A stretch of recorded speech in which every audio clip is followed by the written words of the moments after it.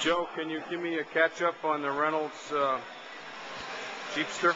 Well, what's this? New floors? Yeah, die stamped, increased gauge. This is a 18 gauge. Those are cool. The original one was softer metal, thinner, but working on the driver's side today, needed most attention. Go for the worst first, I suppose. A lot of demolition was going on. We've reconstructed the inner rocker panel. This is heavy-duty steel. You do that today? Yeah. Reinforced the gussets right here where the frame is.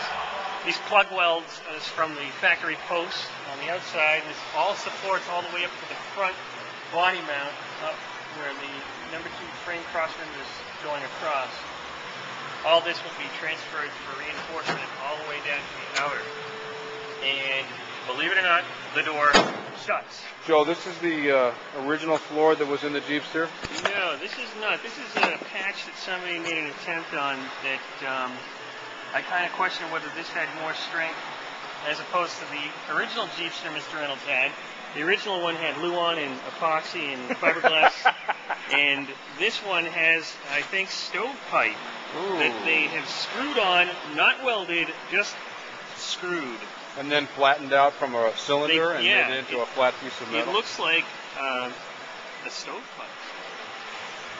Yeah, see, we have daylight here through the... that's interesting. Oh, that's the floor that I've removed. Yeah. How far out are you going to cut the front suspension arms back to? I mean, the frame rail, sorry. How do we leave this, or does this get cut back? This is at the halfway point right now. It's fully prepped. This little hole here represents a spindle center line. So this is what I have to strive for with the new suspension. Where the mounting is dictates by this hole.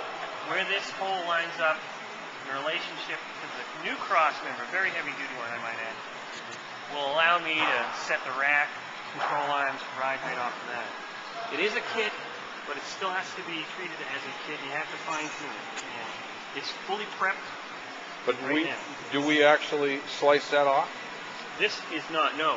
This gets reinforcement plates from the kit, reinforces this further, and it comes with a new cross member. Okay. It will be double this at least. But this one stays in? This one stays in. Okay. This supports. Did we do that last time, or did we take that out? This has always been, well, in the original one that we first did, this stayed as well.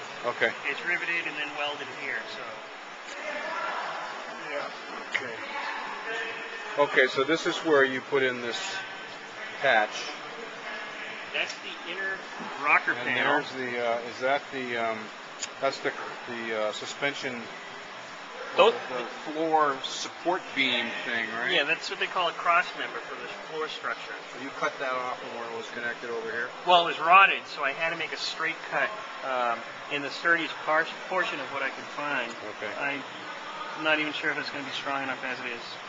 So the new floor pan we have over there on the floor, we don't need to use the entire thing. You're going to slice it, section it in here? Yeah, luckily the back was not that good. Bad. And what about the passenger side? It's about the same in terms of rot. The decay was mostly up front. It almost seems like it had a water leak and was pitched at an angle, and the water just stayed in the front. It just decayed as it sat. Okay. And the rear is virtually unaffected by rot and decay. There are ways to go here, Joe, huh?